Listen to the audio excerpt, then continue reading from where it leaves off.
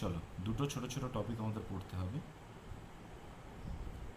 একটা হলো chromosomal theory of inheritance, আর একটা হলো পেডিগ্রি অ্যানালিসিস, তাই তো?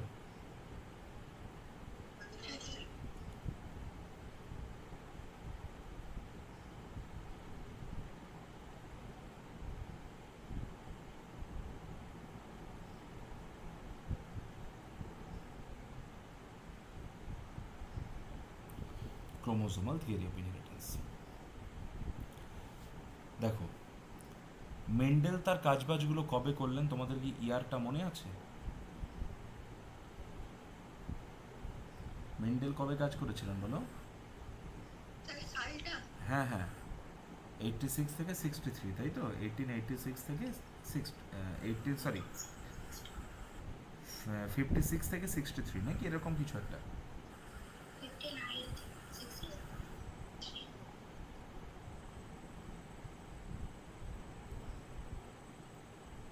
বলো কত? 1858 থেকে, নাকি?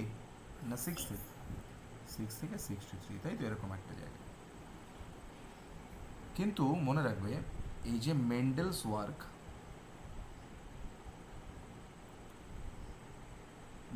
ওয়ার্ক, বহুদিন ধরে, প্রায় ধরো 1900-এর দিকে এসে মেন্ডেল কি বললো সেটা লোকজন বুঝেছে।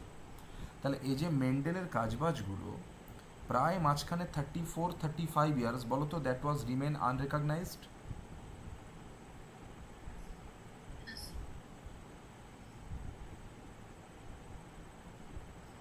আনরেকগনাইজড ফর প্রায় 34 ইয়ার্স। কি কি কারণে হতে পারে? ফার্স্ট ওয়ান, দেখো, তখন কমিউনিকেশনটা ছিল অনেক পুয়ার। ক্লিয়ার? কমিউনিকেশন সিস্টেম খুব একটা ভালো ছিল না। সেকেন্ড থিং, মেন্ডেল কি বলছিলেন, যে ফ্যাক্টরস যারা আছে আর জিনস যারা আছে, তারা কি ইন্টারাক্টিং না non interacting? Non interacting, that means they are not mixing or they are not blending. তাহলে যদি তারা মিক্সিং বা ব্লেন্ডিং না করে, দ্যাট মিন্স, বলো তো, আমাদের নেচারে we should have very less amount of variation. তাহলে এই ডেটাটা হচ্ছে আমাদের expected data according to Mendel. কিন্তু বলো তো, নেচারে, পপুলেশনে we are having huge amount of variation. আমরা প্রচুর ভেরিয়েশন পাচ্ছি। এটা হলো কেমন ইনফরমেশান, কেমন ডেটা? Observe data. তাহলে বলো তো, এক্সপেক্ট যেটা করছো, expected data that is not equal to observe data. বোঝা গেল? তাই এই দুটো ম্যাচ করছে না বলে আমরা সেটাকে একটুখানি সাইডে সরিয়ে রাখলাম। থার্ড, তিনি কোনো ফিজিক্যাল প্রুফ অফ ফ্যাক্টর যে আছে, সেই ফ্যাক্টরের তিনি কোনো ফিজিক্যাল প্রুফ দিয়ে যেতে পারেননি। Okay, no physical proof of factors, এইটা কিন্তু মেন্ডেল আনরেকগনাইজ থাকার একটা বড় কারণ। চার, last but not least, Mendel পুরো কাজটা করেছিলেন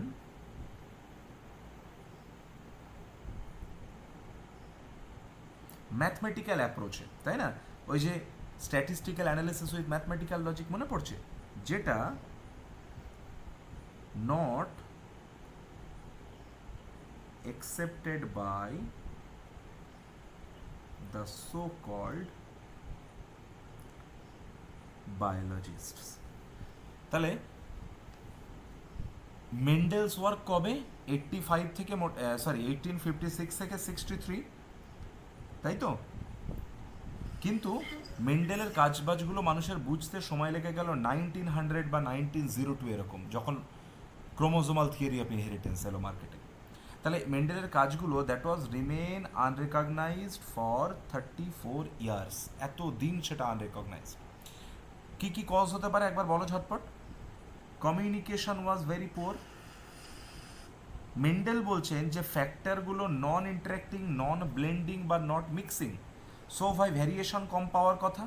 but in observe data we are having huge amount of variation in nature, so ভাই expected data doesn't match with the observe data. তাই সেটাকে আমরা অতটা পাত্তা দিলাম না।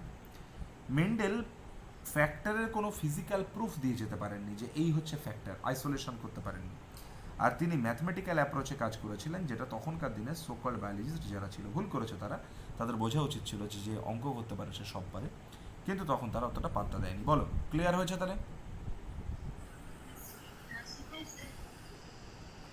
কোনো প্রবলেম নেই?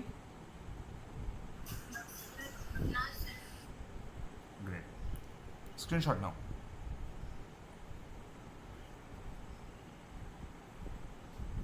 নিয়েছো?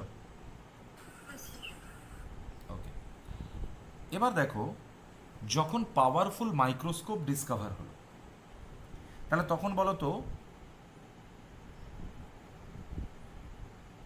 পাওয়ারফুল মাইক্রোস্কোপ যখন ডিসকভার হলো তখন আমরা কি দেখতে পারলাম? Movement of chromosomes during cell division. তাহলে সেল ডিভিশনের সময় আমরা ক্রোমোজোমের মুভমেন্টটাকে খেয়াল করতে পারলাম। কীরকম? ধরে নাও আমার কাছে যদি আমি দুটো হোমোলোগাস পেয়ার নিয়ে কাজ করি, লেটস টেক এই একটা ক্রোমোজোম, এর হোমোলোগাসটাকে আমি ইয়েলো কালার দিয়ে লিখলাম, আর এই আর একটা ক্রোমোজোম, তার হোমোলোগাসটাকে আমি এরকম গ্রিন কালার দিয়ে লিখলাম। তাহলে দুটো হোমোলোগাস ক্রোমোজোম নিয়ে কাজ করছি। ধরে নাও এটা হলো G1 ফেজ, মন দিয়ে শুনবে সবাই। তাহলে G1 এর পরে এস ফেজে বলো তো ডিএনএ রেপ্লিকেশন হবে তো, হ্যাঁ কি না? তাহলে ডিএনএ রেপ্লিকেশন যদি এস ফেজে হয়, তাহলে বলো তো এস ফেজে গিয়ে এইটা এই হয়ে গেল। কারো কোনো প্রবলেম?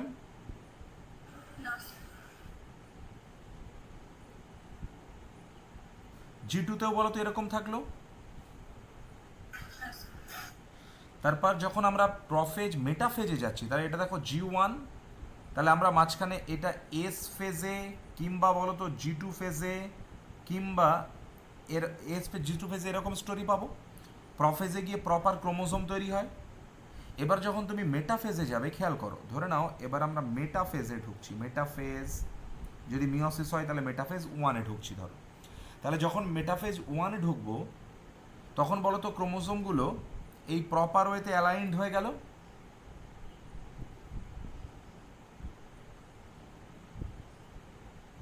ক্রোমোজোমগুলো এই প্রপার ওয়েতে অ্যালাইনড হলো। আর বলো তো এইভাবে তাদের মধ্যে স্পিন্ডেল ফাইবার আটকালো কিনা, তাই না? তাহলে অ্যানাফেজ অফ যখন মিওসিস 1, দ্যাট মিনস তুমি যখন অ্যানাফেজ 1-এ যাবে, তাহলে সেখান থেকে বলো তো স্টোরিটা কী পাবে? সেখানে একটা সেলের মধ্যে তুমি পেলে এই ব্ল্যাক ক্রোমোজোম আর তার সাথে ব্লু ক্রোমোজোম। আর একটা সেলে তুমি কি পেলে বলো? ইয়েলো ক্রোমোজোম আর তার সাথে গ্রিন ক্রোমোজোম। ক্লিয়ার হয়েছে না হয়নি? এই একটা সেলের মধ্যে এইটা পেলে, এই একটা সেলের মধ্যে এইটা পেলে। বলো বলো বলো বলো, বুঝেছো কি না? গ্রেট। এবার দেখো এখান থেকে আলটিমেটলি যখন আমি মিওসিস 2-তে যাচ্ছি, ধরো এটা অ্যানাফেজ 2-তে যখন চলে যাব, মাঝখানে অনেক স্টেপ জাম্প করলাম আমি, তাহলে তখন বলো তো আবার এইভাবে বলো তো স্পিন্ডেলগুলো মেটাফেজে আটকে ছিল। তাহলে ফাইনালি এই দেখো একটা ব্ল্যাক গ্যামেটের মধ্যে একটা ব্ল্যাক ক্রোমোজোম, এই গ্যামেটেও একটা ব্ল্যাক ক্রোমোজোম, এই গ্যামেট একটা ব্লু ক্রোমোজোম, এই গ্যামেট একটা ব্লু ক্রোমোজোম। বলো এই একটা গ্যামেট পেলাম, এই একটা গ্যামেট পেলাম, কোনো আপত্তি? আবার দেখো এখান থেকে যখন তুমি পাবে একটা ইয়েলো ক্রোমোজোম পেলাম, এই একটা ইয়েলো ক্রোমোজোম পেলাম, এই একটা গ্রিন ক্রোমোজোম পেলাম, এই একটা গ্রিন ক্রোমোজোম পেলাম। তাহলে বলো তো গ্যামেটের মধ্যে একটা স্পেসিফিক ক্রোমোজোমের ভ্যারিয়েশন পেলাম না? তাহলে variation of gametes in variation of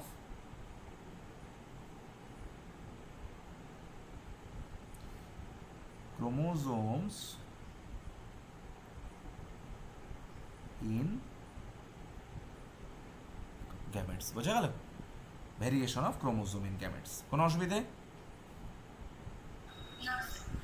দেখো তাহলে এই একটা ভ্যারিয়েশন পাওয়া গেল। এবার যদি তোমাকে কেউ বলতো, তোমাকে তো কেউ বলে দেয়নি যে মেটাফেজে এইভাবেই আটকাতে হবে। দেখো এই মেটাফেজ 1, এখানে ধরে নাও এই হচ্ছে ক্রোমোজোম একটা, এর সাথে ছিল আমাদের এই ইয়েলো কালারের ক্রোমোজোম। এরপরে দেখো নেক্সট হোমোলোগাস ক্রোমোজোমের অ্যারেঞ্জমেন্ট কি হয়ে গেছে, ওপরে বসেছে কে, গ্রিন ক্রোমোজোমটা, আর নিচে বসেছে ব্লু ক্রোমোজোমটা। তাহলে বলো তো একইভাবে এইটা যদি একটা সেল হয়, এইটা যদি একটা সেল হয়, আর এইটাকে তুমি যদি বলো যে এটা হলো মেটাফেজ 1, মেটাফেজ 1, তাহলে বলো তো আলটিমেটলি অ্যানাফেজ 2তে, অ্যানাফেজ 2তে যে ছবিটা পাবে সেটা তোমাকে কি আর নতুন করে বলে দেওয়ার দরকার আছে? দেখো তো ব্ল্যাক ব্ল্যাক, তার সাথে বলো তো এখন গ্রিন আসবে কিনা?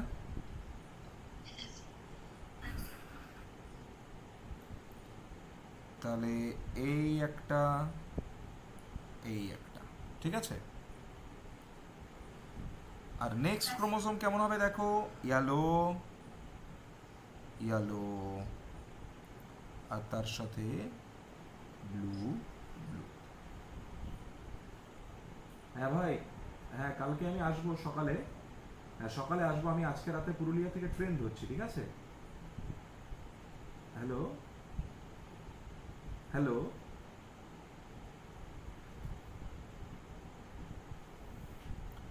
তাহলে বলো তো ক্রোমোজোমের, গ্যামেটের মধ্যে ক্রোমোজোমের ভ্যারিয়েশন চেঞ্জ হয়ে গেছে কিনা?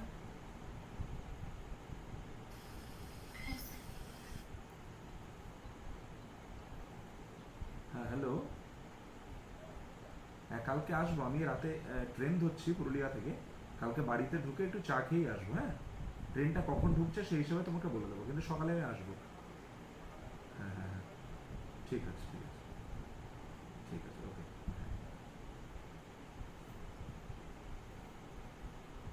ওকে, তাহলে ভ্যারিয়েশন অফ ক্রোমোজোম দেখো কি হয়ে গেছে, চেঞ্জ হয়ে গেছে না? তাহলে আমরা প্রথম কথা হচ্ছে ক্রোমোজোমের মুভমেন্টগুলো ডিউরিং সেল ডিভিশন দেখতে পাচ্ছি কিসের জন্যে? বিকজ অফ ডিসকভারি আর invention of the powerful microscope. আর সেকেন্ড থিং, তুমি আরেকটা জিনিস জানলে, বলো তো যে ক্রোমোজোমের ভ্যারিয়েশন গ্যামেটের মধ্যে সেটা কোন ফেজের ওপর ডিপেন্ড করবে? এই মেটাফেজ 1-এ তাকাও, মেটাফেজ 1-এ যেভাবে বসলো এর ওপরেই বলো তো গ্যামেটে ক্রোমোজোমের ভ্যারিয়েশন ঠিক হবে কিনা? তাহলে variation of chromosomes in gamete is determined in কোথায়? মেটাফেজ 1। এবার দেখো তোমাদের বইতে এনসিআরটি কি বলেছে, এনসিআরটি এখানে ডিসিশনটা কে টেক করছে? মেটাফেজ 1 তো। মেটাফেজ 1 যেটা ঠিক করে দেবে বলো তো অ্যানাফেজ 1-এর ক্ষমতা আছে সেই সিকোয়েন্স চেঞ্জ করার? কিন্তু তোমাদের বই যেটা বলেছে সেটা হচ্ছে যে মেটাফেজ 1-এ যাই ঠিক হোক, যেহেতু ফিজিক্যালি ক্রোমোজোমগুলো সেপারেশনটা অ্যানাফেজ হচ্ছে, তাই এনসিআরটি লিখেছে দিস ইজ অ্যানাফেজ 1। তাহলে আমি কেন মেটাফেজ 1 বললাম? কারণ মনে প্রাণে আমি বিশ্বাস করি এটা মেটাফেজ 1, কিন্তু এনসিআরটি বলছে এটা অ্যানাফেজ 1। তাহলে তোমরা যখন আনসার লিখবে তখন কি বলবে যে একটা গ্যামেটে ক্রোমোজোমের যে ভ্যারিয়েশন সেটা ঠিক হয় কোন ফেজে, তোমরা কি লিখবে আনসার? অ্যানাফেজ 1। মনে থাকবে? তাহলে তুমি দেখো এখানে যখনই মেটাফেজ অ্যানাফেজ টেলোফেজের গল্পটা দেখছো তখন তুমি একটা জিনিস বুঝতে পারছো যে ক্রোমোজোমগুলো যেখানে প্রেজেন্ট আছে, এই ক্রোমোজোমগুলো দেখো, এই ক্রোমোজোমটা বলো তো, এই সেলটার কথা যদি আমি বলি, তাহলে ব্ল্যাক ওয়ান আর ইয়েলো ওয়ান বলো তো হোমোলগাস তো? তাহলে হোমোলগাস মানে বলো তো এরা দুজন পেয়ারে আছে কিনা, তাহলে ক্রোমোসোমসগুলো,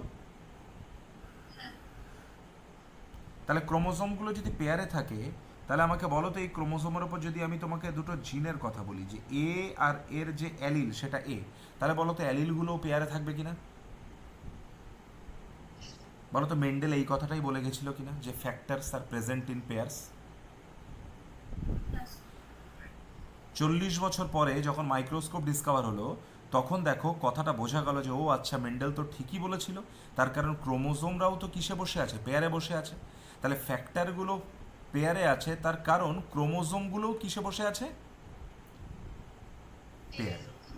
তাহলে আমি যদি তোমাকে একদিকে বাম দিকে লিখলাম মেন্ডেল যেটা বলেছিল মেন্ডেল, আর ডান দিকে এই যে স্টোরিটা বলছি সেটা কাদের, শাটান অ্যান্ড বোভেরি। কবে? 1902 এর গল্প। মেন্ডেল কবে? 1800, তাই তো? তাহলে মেন্ডেল বলছে, খুব মন দিয়ে শোনো, factors are present in pairs. Sutton Boveri বললেন হ্যাঁ তা তো ঠিক, তার কারণ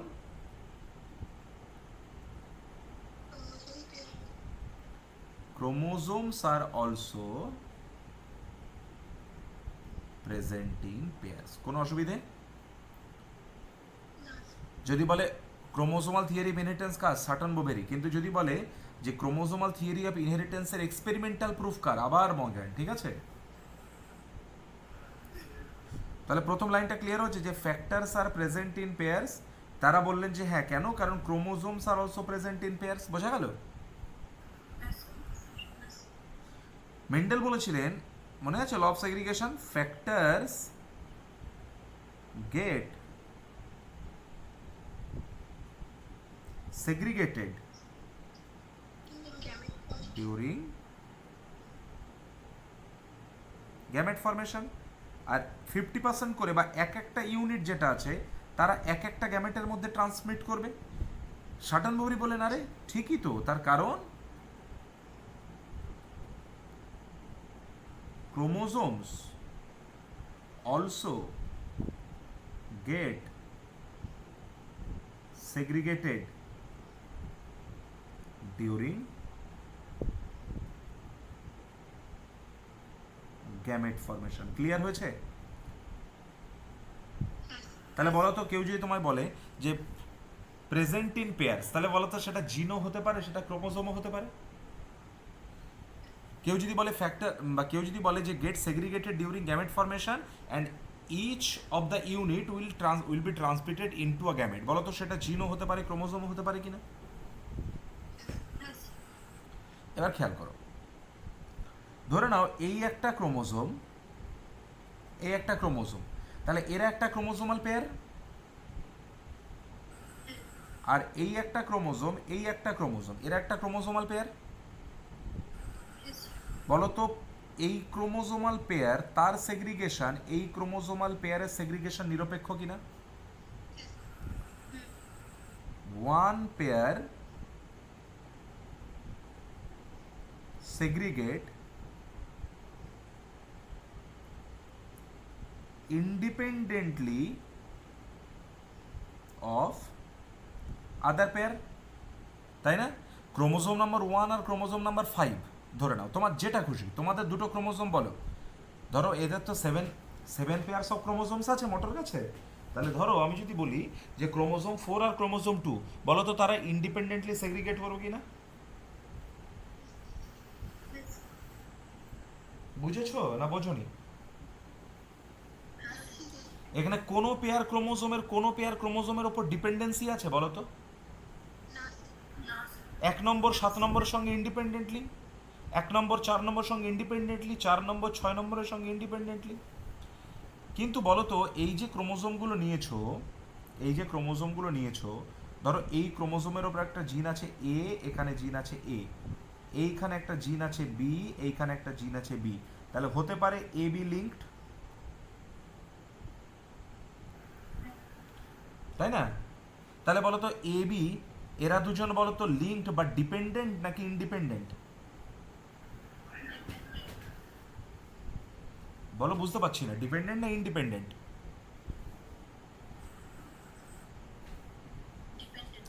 ডিপেন্ডেন্ট, তাই না? তার কারণ তোমাদেরকে আমি শিখিয়েছি এরা লিঙ্কেজ শো করছে, মানে ক্যাপিটাল এ আর স্মল এ কোনোদিন, বা ক্যাপিটাল এ স্মল বি কোনোদিনও একই জায়গাতে যেতে পারবে না।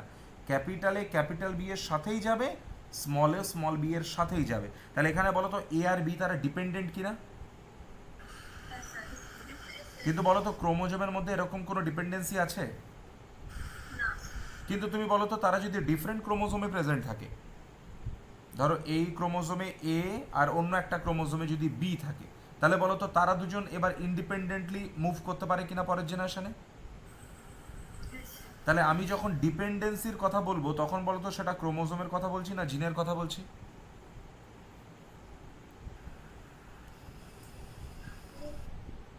বলো। হ্যাঁ, যখন ডিপেন্ডেন্সির কথা বলবো তখন কার কথা বলছি? জিন। তাহলে আমি যদি তোমাকে এরকম একটা স্টেটমেন্ট বলি যে ডিপেন্ডেন্ট পেয়ার,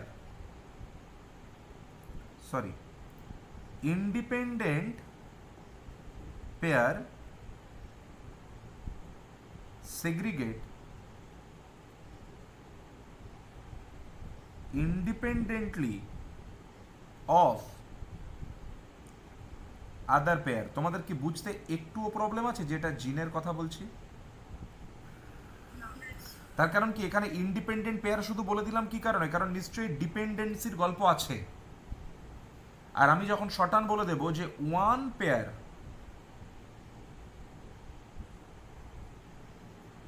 segregate independently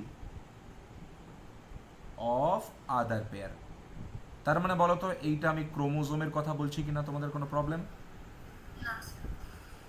তাহলে মোটামুটি তুমি স্টেটমেন্টগুলো দেখো, বাম দিকের যে স্টেটমেন্টগুলো এগুলো বলো তো সব মেন্ডেলিজম কিনা? আর ডান দিকে এই যে তুমি শাটান আর বোভেরির কনসেপ্ট যেটা পড়লে, এই কনসেপ্টটাকেই আমরা বলি, এই কনসেপ্টটার নামই হলো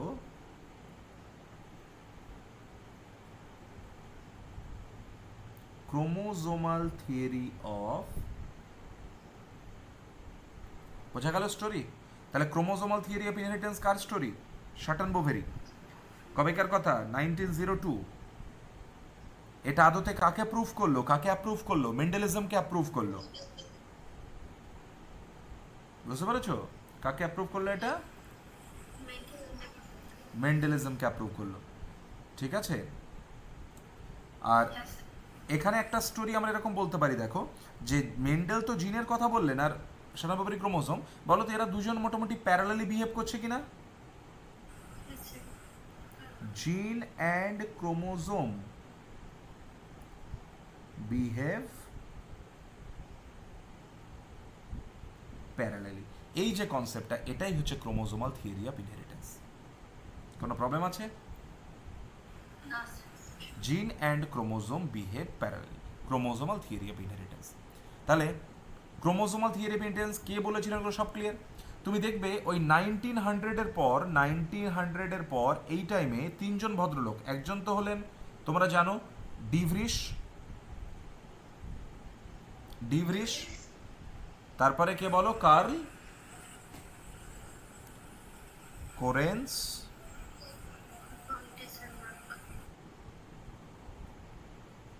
কোরেন্স আর শারম্যাক। টিটা উচ্চারণ করার দরকার হয় না, শারম্যাক। এরা তিনজন আলাদা আলাদাভাবে তারা মেন্ডেলের যে ওয়ার্কগুলো সেটাকে আবার রিডিসকভার করেছিলেন। ঠিক আছে? সুতরাং মেন্ডেলের কাজ কারবার যে সামনে এলো তার পেছনে কিন্তু এই তিনজন ভীষণভাবে জড়িয়ে, ডিভরিশ, কার্ল কোরেন্স অ্যান্ড শারম্যাক। ওকে? তাহলে আমি ক্রোমোজোমাল থিওরি অফ ইনহেরিটেন্স এই জায়গাটা ক্লিয়ার করতে পারলাম। এই জায়গাটা যদি ক্লিয়ার না হয় তাহলে আমি আবার বলছি, খুব দায়িত্ব নিয়ে বলছি, এনসিআরটির যে 65 পেজের যে ছবি, 65 অ্যান্ড 66, এই দুটো পেজ কোনোভাবেই তোমার পক্ষে পড়া সম্ভব হবে না যদি এটা ক্লিয়ার না হয়। তাই তো শিরিন? বুঝতে পেরেছো এই জায়গাটা, এই একটুখানি আমাদের এই 15 মিনিটের ডিসকাশনটা কতটা ইম্পর্টেন্ট, এনসিআরটি রুলে পড়তেই পারবে না ওই জায়গাটা। বলো, ক্রোমোসোমাল থিওরি পেন্টেজ ডান, সবাই বুঝতে পেরেছি? তাহলে আমরা এবার এখান থেকে একটু লাফ মেরে চলে যাই পেডিগ্রি অ্যানালিসিস। স্ক্রিনশট নাও।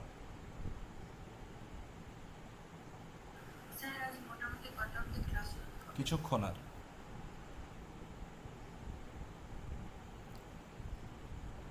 8টা 10 হয়েছে। স্ক্রিনশট নিয়েছো?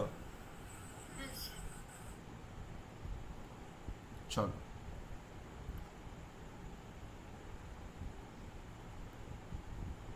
পেডিগ্রি অ্যানালিসিস তোমরা আগের দিনই দেখলে যে পেডিগ্রি অ্যানালিসিস দিয়ে আমরা কোনো একটা ফ্যামিলিতে যদি কোনো মেন্ডেলিয়ান ডিসঅর্ডার থাকে, তাহলে বলো তো সেই মেন্ডেলিয়ান ডিসঅর্ডারটাকে আমরা স্পট করতে পারবো, আইডেন্টিফাই করতে পারবো, তাই না? ওকে, দেখো পেডিগ্রি অ্যানালিসিস করতে গেলে আমি ডিরেক্টলি যেরকম টাইপের কোয়েশ্চেন আসে, তোমরা এনসিআরটি লাইন ধরে ধরে পড়বে, আমি যেরকম টাইপের প্রবলেম আসে সেই প্রবলেমগুলো আমি একটু মিট করার চেষ্টা করছি। এক সেকেন্ড। হ্যাঁ ওমাদা, না না এই তো পড়াচ্ছি, বেরোবো 8:30 চক্রধরপুর। হ্যাঁ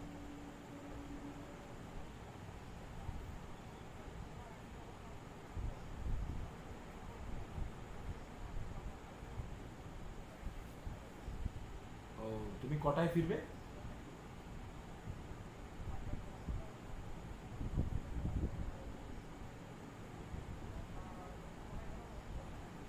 ওখান থেকে ধরো 8:30।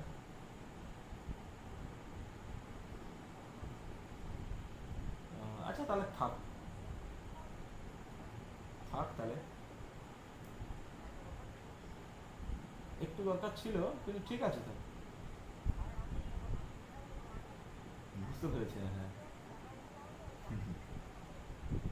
আচ্ছা ঠিক আছে থাক, চাপ নিও না, থাক।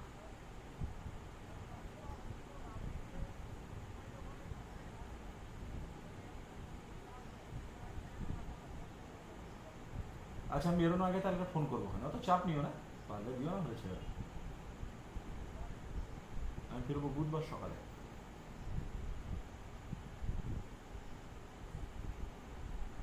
ঠিক আছে চলো পড়াও তুমি।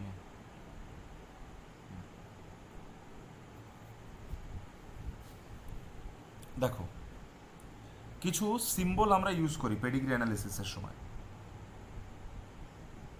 কিছু সিম্বল ব্যবহার করি। মানে পেডিগ্রি হচ্ছে মেন্ডেলিয়ান ডিসঅর্ডারগুলো একটা ফ্যামিলিতে এক জেনারেশন টু জেনারেশন কীভাবে ট্রান্সমিট করছে সেইটা দেখার জন্য আমরা পেডিগ্রি অ্যানালিসিসের হেল্প নিই। এখানে দেখো স্কোয়ার, এটা কাকে ইন্ডিকেট করে? Normal male. কথা বলো। রাউন্ড,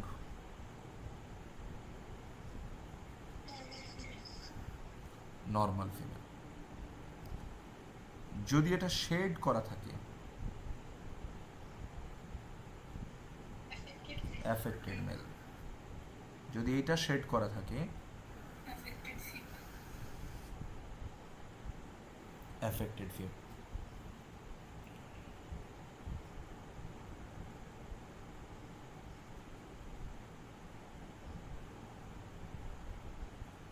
এই লাইনটাকে আমরা বলি ম্যারেজ লাইন। কি বলছে এটাকে, বলো? Marriage line.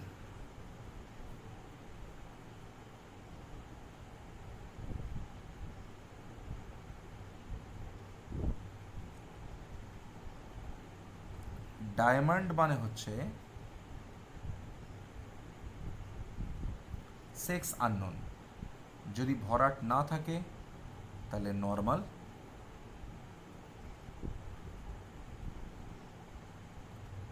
নর্মাল। আর যদি শেড করা থাকে অ্যাফেক্টেড। যদি ম্যারেজ লাইনটাতে দুটো দাগ দেওয়া থাকে তাহলে সেটা হচ্ছে ম্যারেজ উইদিন দ্য রিলেটিভস। বুঝতে পেরেছো? কনস্যাঙ্গুইনাস ম্যারেজ। এটা হলো ম্যারেজ within the relatives. ওকে, এটাকে আমরা আরো বলি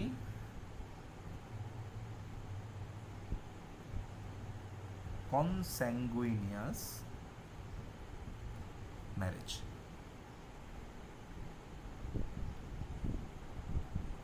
এই লাইনটা যেটা, এই লাইনটাকে আমরা বলি অফস্প্রিংস লাইন, মানে সন্তান সন্ততি। ওকে, দিস ইজ অফস্প্রিংস লাইন। বোঝা গেল? যদি কোনো জায়গাতে এরকম একটা দেয়া থাকে, ধরো 5, তাহলে এটা হচ্ছে 5 আনএফেক্টেড মানে নর্মাল চিলড্রেন, নর্মাল চিলড্রেন যাদের সেক্স নিয়ে কিছু বলা নেই, মেল না ফিমেল। ওকে, বলো কোনো প্রবলেম আছে এটুকুতে? আরও প্রচুর নোটেশন আছে, ঠিক আছে, প্রোপোজিটা হাবি জাবি প্রচুর আছে, দরকার নেই। আমি যেটুকু তোমাদের প্রবলেম সলভ করার জন্য দরকার সেটুকু নিয়ে কাজ করছি। কী কী টাইপের প্রবলেম আসে দেখো এখান থেকে। প্রথম হচ্ছে পেডিগ্রি প্রোভাইড করে দেয়।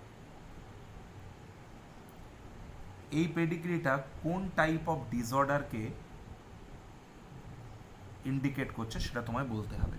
ওকে, যে সেটা অটোজোমাল ডমিন্যান্ট নাকি অটোজোমাল, তোমাদের আগের দিন শিখিয়ে দিয়েছি তো যে ডমিন্যান্ট ডিসঅর্ডার কেমন হয়, রিসেসিভ ডিসঅর্ডার কেমন হয়, তাই না? ওটা জানা থাকলে পেডিগ্রি খুব ইজি হবে। অটোজোমাল রিসেসিভ নাকি সেটা এক্স ক্রোমোজোমাল ডমিন্যান্ট নাকি সেটা এক্স ক্রোমোজোমাল রিসেসিভ নাকি সেটা ওয়াই ক্রোমোজোমাল নাকি সেটা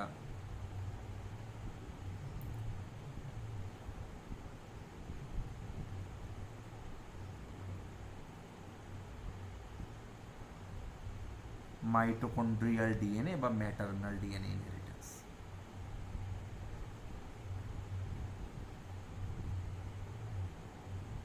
ওকে, তার মধ্যে প্রথম চারটে বেশি important. Okay, autosomal dominant, autosomal recessive, X chromosomal SBL. প্রথম টাইপ, এটা হচ্ছে কোয়েশ্চেনের টাইপ 1। কোয়েশ্চেনের টাইপ 2 কি দেয়? টাইপ 2 হচ্ছে type of pedigree given.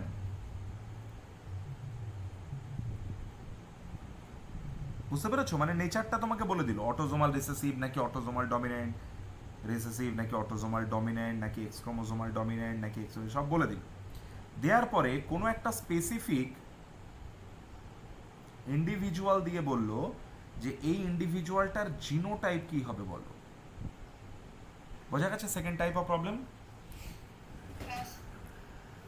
R third type of একটা প্রবলেম দেয়। কি সেই থার্ড টাইপের প্রবলেম?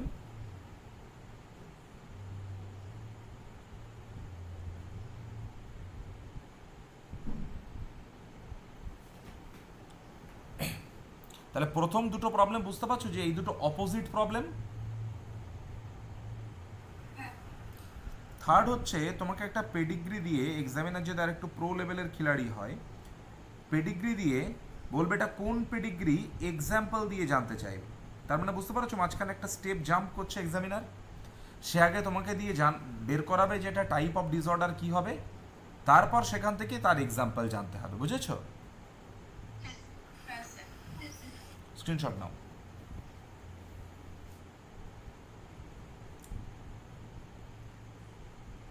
নিলে?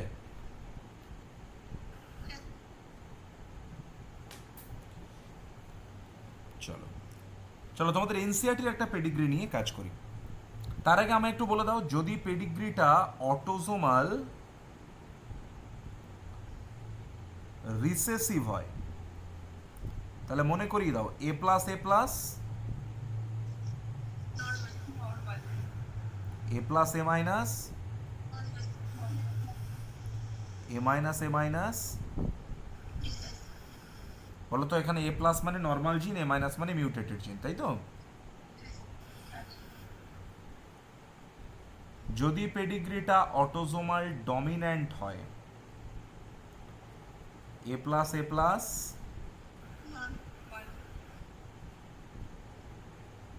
এ plus A minus A minus A minus disease. যদি এক্স ক্রোমোজোমাল রিসেসিভ হয় ডিসঅর্ডারটা, তাহলে এক্স প্লাস এক্স প্লাস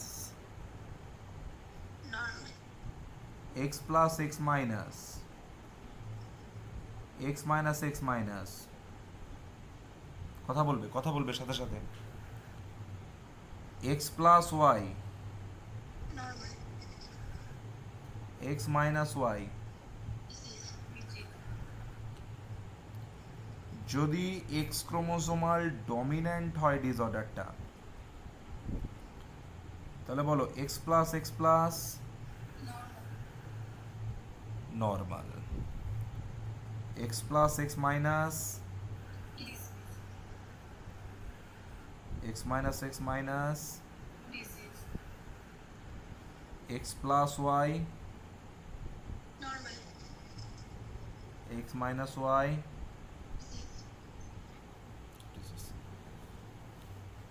ডান। কারো কোনো অবজেকশন নেই? দেখো পেডিগ্রিটা তোমাকে দিয়েছে এরকম, এই ছেলেটি normal,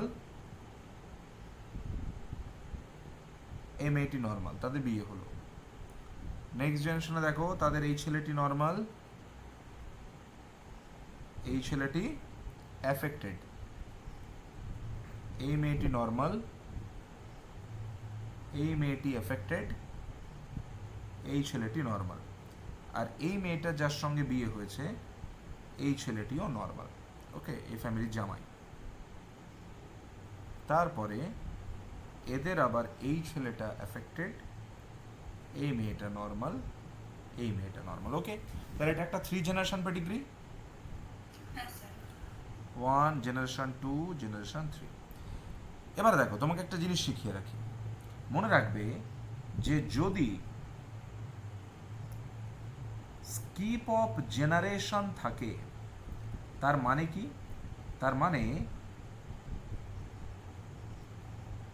parents normal, children affected, অথবা parents affected our children normal. তাহলে চোখ বন্ধ করে সেটা কেমন পেডিগ্রি? সেটা রিসেসিভ পেডিগ্রি। যে কোনো বিরাট বড় পেডিগ্রিতে যে কোনো একটা কর্নারে বা যে কোনো একটা জায়গাতে যদি তুমি এই ইকুয়েশন পেয়ে যাও, তাহলে তোমাকে আর ডমিন্যান্ট দিয়ে ভাবার দরকার নেই। বুঝতে পেরেছো? ধরে নাও আমি ইন্ডিভিজুয়ালগুলোর নাম লিখছি।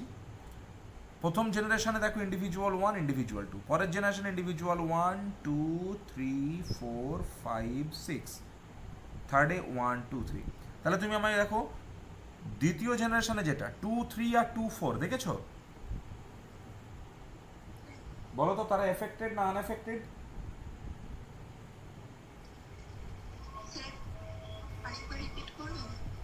জেনারেশন 2 এর 3 4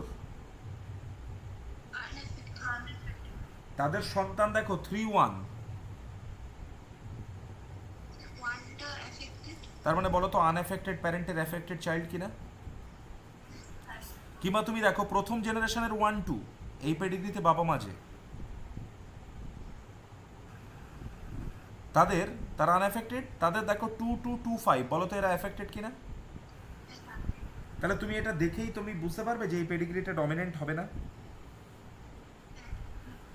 এবার তোমাকে ভাবো এই একটা পেডিগ্রি এরকম দিল, বিরাট বড় পেডিগ্রি, তুমি দেখে ভয় পেয়ে গেলে, দিয়ে সেখানে বলা থাকলো যে this pedigree is autosomal recessive, X chromosomal dominant, autosomal dominant, none of this, বা অল অফ দ্য অ্যাবভ। তাহলে তুমি তখন বুঝতে পারছো যে কোনো একটা জায়গাতে যদি এই স্কিপ অফ জেনারেশন থাকে তাহলে সেটা রিসেসিভ হবে। তোমার অপশানে একটাই রিসেসিভ আছে, বলো তো ওইটাই আনসার হবে কিনা? তাহলে তখন এত বড় পেডিগ্রি বুঝতে পারছো, দেখেই আনসার হয়ে যাবে কোনো ক্যালকুলেশন ছাড়া। তাহলে এইটা প্রথমে ঠিক করতে হবে, ঠিক আছে? যে কি পেডিগ্রি এটা, বুঝলাম? গ্রেট। এবার দেখো, যদি কোনো স্কিপ অফ জেনারেশন না থাকে, নো স্কিপ অফ জেনারেশন যদি থাকে, তাহলে মনে রাখবে সেটা ডমিন্যান্টও হতে পারে, সেটা রিসেসিভও হতে পারে। তবে তোমাদের সিলেবাসে যেগুলো আছে তাতে তার কি হওয়ার সম্ভাবনা বেশি হয়ে যাবে? ডমিন্যান্ট। বুঝেছো? এবার দেখো, আমরা এটাকে চেক করি। আমরা জানি এটা অটোজোমাল ডমিনেন্ট হবে না, আমরা জানি তো হবে না, তবুও চেক করবো। হ্যাঁ, আমরা জানি হবে না, তবুও চেক করবো মজা করে। চলো বলো তো, যদি এটাকে আমি মনে মনে ধরে নিই অটোজোমাল ডমিনেন্ট, তাহলে বলো তো প্রথম ইন্ডিভিজুয়াল যেটা আছে সেটা কি হবে?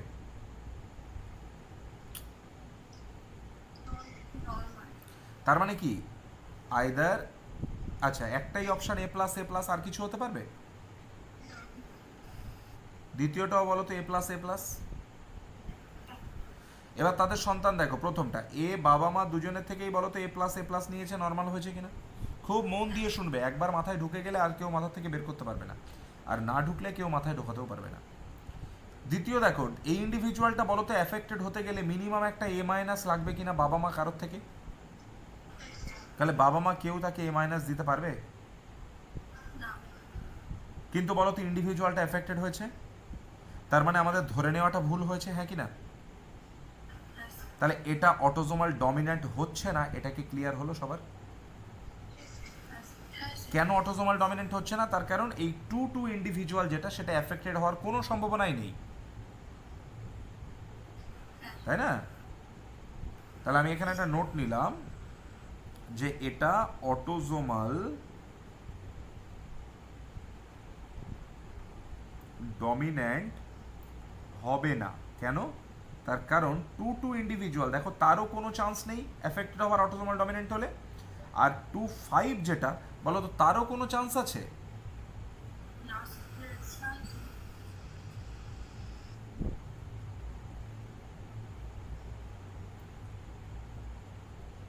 তাহলে 2, 5 ইন্ডিভিজুয়ালটা যেহেতু এখানে এফেক্টেড আছে, সুতরাং আমি এখান থেকে বলতে পারলাম যে এটা কোনোভাবেই কি হতে পারে না, অটোজোমাল ডমিনেন্ট।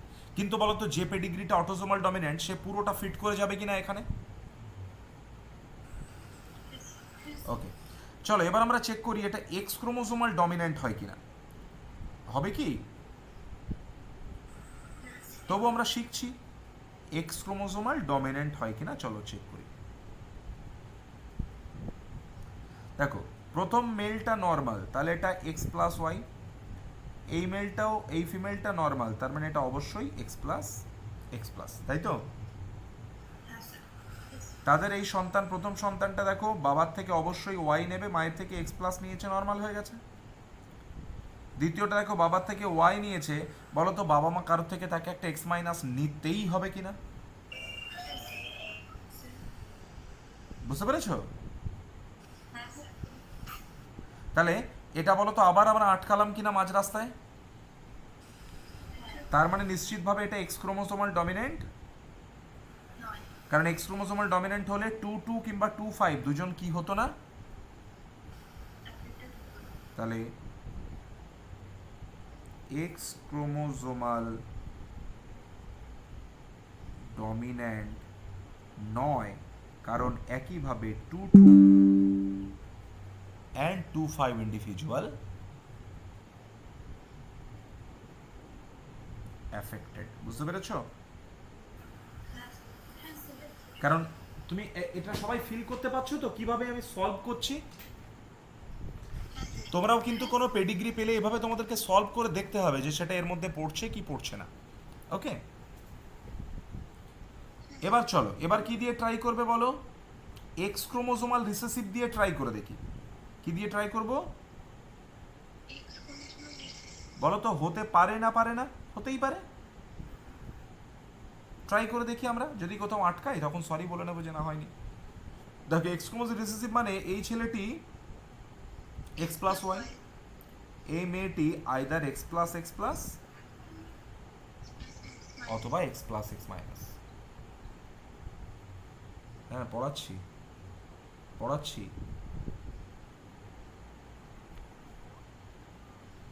আচ্ছা, এবার তাদের সন্তানরা দেখো, বাবার থেকে অবশ্যই কি নেবে, ওয়াই।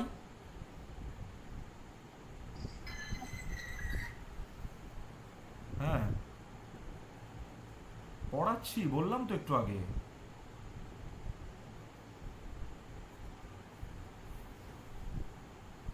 পড়ানোটা ছেড়ে দিয়ে শুধু ফোনই ধরতে থাকি।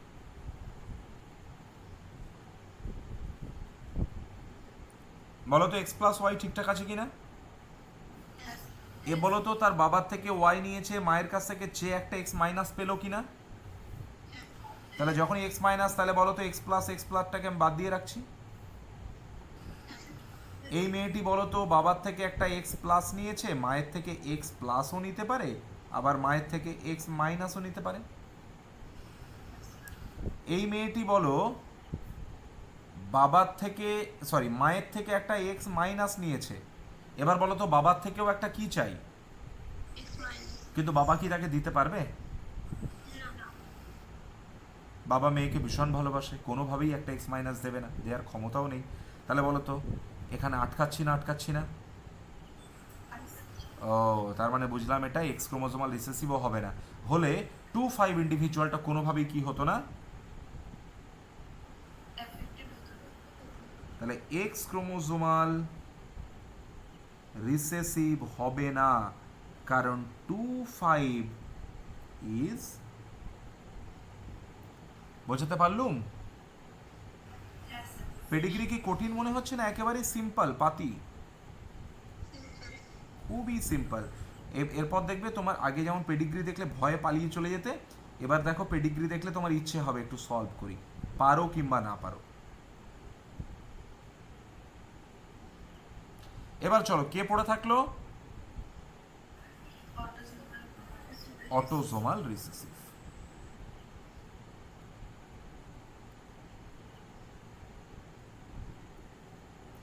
দেখো তাহলে এইটি নর্মাল মানে বলুন তো এ প্লাস বা এ plus A minus, A plus বা এ প্লাস এ মাইনাস, কোনো অসুবিধা নেই। দুজনের থেকে এ প্লাস অথবা একজনের থেকে এ প্লাস একজনের থেকে এ মাইনাস। এ বলো তো দুজনের থেকে এ মাইনাস, তাহলে এখান থেকে কাকে উড়িয়ে দিলাম, এই মেয়েটি নর্মাল মানে দুজনের থেকে আইদার এ প্লাস নিয়েছে অথবা একটা এ প্লাস একটা এ মাইনাস। এই মেয়েটা অ্যাফেক্টেড মানে দুজনের থেকে এ মাইনাস। এই ছেলেটি নর্মাল মানে এ প্লাস এ মাইনাস। এর সাথে যে ছেলেটির বিয়ে হয়েছে সে নর্মাল মানে বলো তো এ প্লাস অথবা এ প্লাস এ মাইনাস, একই না। তাদের সন্তান এ মাইনাস, তাহলে এখানেও বলো তো প্লাসগুলোকে ওড়ালাম, এ প্লাস অথবা এ plus A minus, A plus অথবা এ প্লাস এ মাইনাস। বলো কোথাও আটকালাম না, গাড়ি শিয়ালদা পৌঁছে গেল, পৌঁছে গেল, তাই তো। তাহলে এটা যে অটোজোমাল রিসেসিভ, বুঝতে পেরেছো। তাহলে কোয়েশ্চেনের টাইপ খেয়াল করো, কোয়েশ্চেনের টাইপ হচ্ছে প্রথমে এই পেডিগ্রিটা দিয়ে বললো এটা কেমন পেডিগ্রি, তাহলে তুমি এখান থেকে বললে এটা অটোজোমাল রিসেসিভ পেডিগ্রি। একদম এনসিআরটি থেকে তুলেছি এই পেডিগ্রিটা, ওকে চিনে রাখবে। যদি সেম পেডিগ্রি থাকে তাহলে তোমরা নিশ্চয়ই আর মুখস্থ মেরে দেবে, নিশ্চয়ই আবার হিসেব কষে কষে দেখবে না, ঠিক আছে। তাহলে সেম পেডিগ্রি যদি থাকে তাহলে অটোজোমাল রিসেসিভ। এনসিআরটি একটা এক্সাম্পল দিয়ে রেখেছে, সিকল সেল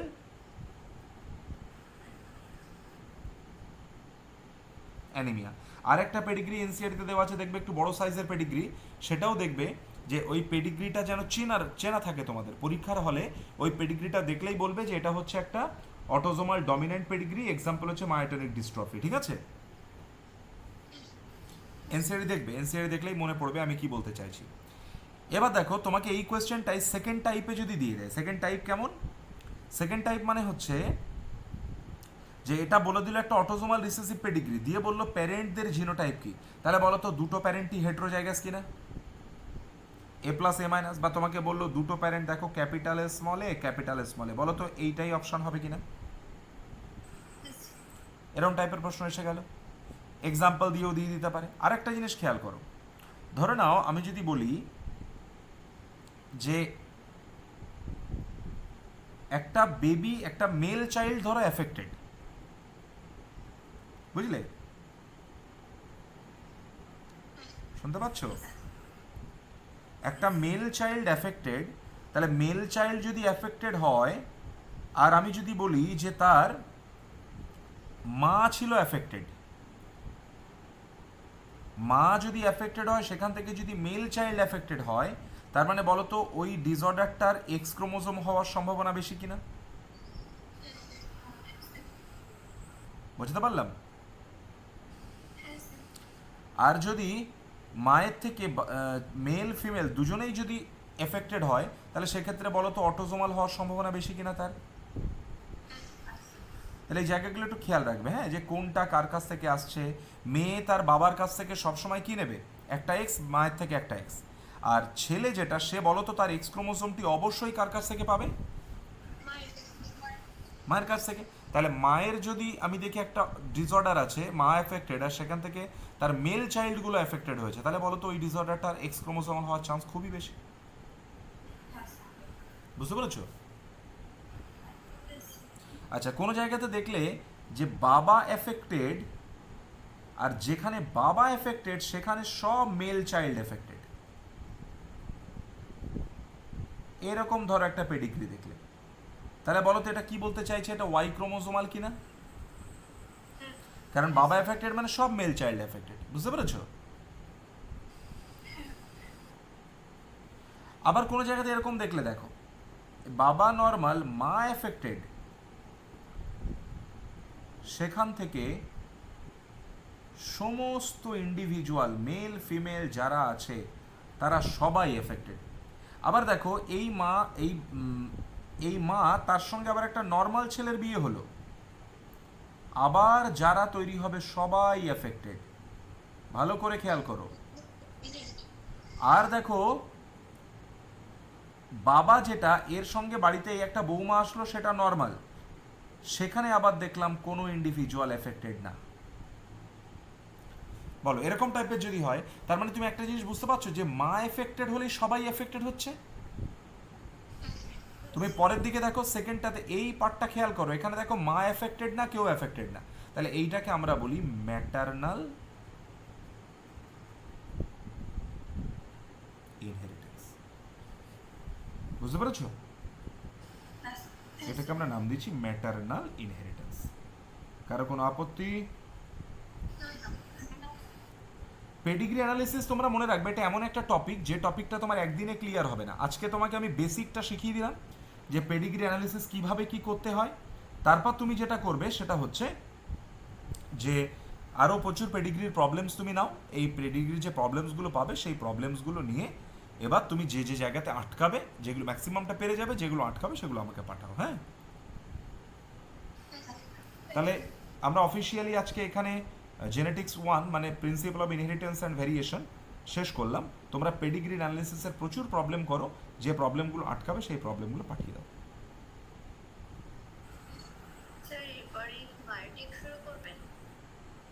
হ্যাঁ হ্যাঁ।